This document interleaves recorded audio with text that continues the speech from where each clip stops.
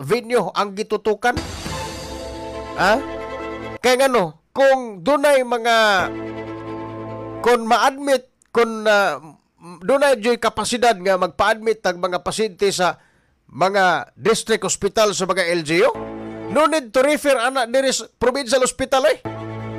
Di ba? Kana pa'y gasto-gastuan, kana pa'y layo kayo, ibiyahe paglayo ng pasyente, way siguro ma-aksidente pas kadalanan. Di ba? Adto na lang dito nas Kanlaon.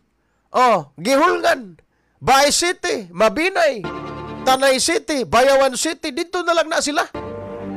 Oh, ang sa Dumaguete, ikiter ka na lang Simulan, Amlan, San Jose, dool kayo.